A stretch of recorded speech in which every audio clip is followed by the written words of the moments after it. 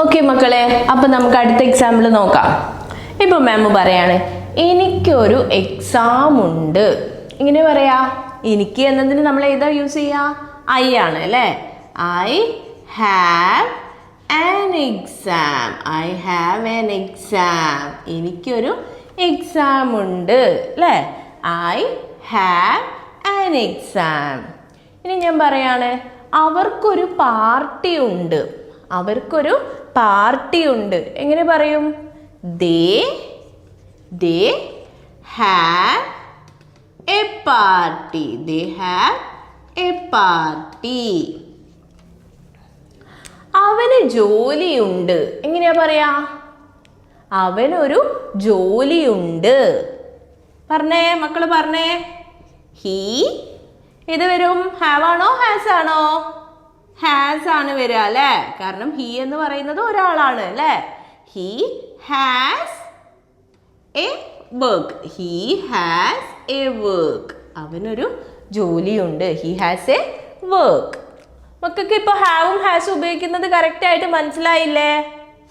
ഇനി അതെ, ഒരാളെയും കൂടെ ഇതിൽ പറഞ്ഞിട്ടുണ്ടായിരുന്നു ലാസ്റ്റ് അല്ലേ. ഏതായിരുന്നു അത്? ഹാഡ്. ഹാഡ് പറഞ്ഞില്ലായിരുന്നോ? ഹാഡ് എപ്പോഴാ നമ്മൾ ഉപയോഗിക്കുക? പാസ്റ്റിലാണ് അല്ലേ. ഉണ്ടായിരുന്നു എന്ന് പറയാൻ വേണ്ടിയിട്ടാണ്. എനിക്കൊരു കാർ ഉണ്ടായിരുന്നു. I had a car. എനിക്കൊരു കാർ ഉണ്ടായിരുന്നു. I had a car. അപ്പോൾ ഇവിടെ മക്കൾ ഒരു കാര്യം ശ്രദ്ധിക്കണം.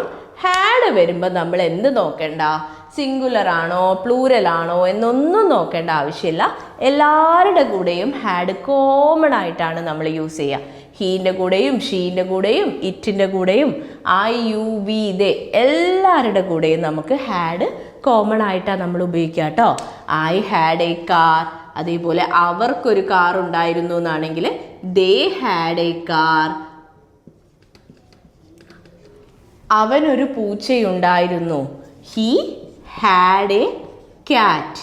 He had a cat. അപ്പോൾ ദേ ശ്രദ്ധിക്കുക, ഹാഡിൻ്റെ കൂടെ നമ്മൾ സെപ്പറേറ്റ് ചെയ്യാൻ വേറെ ഇല്ല.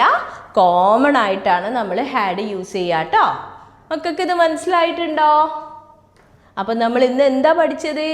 എങ്ങനെയാണ് ഹാവും ഹാസും ഹാഡും ഉപയോഗിക്കേണ്ടത് എന്നാണ് അല്ലേ. അപ്പോൾ മക്കൾക്ക് എല്ലാം അത് മനസ്സിലായിട്ടുണ്ടെന്ന് വിചാരിക്കുന്ന. അപ്പോൾ മക്കൾ എന്താ ചെയ്യണ്ടേ?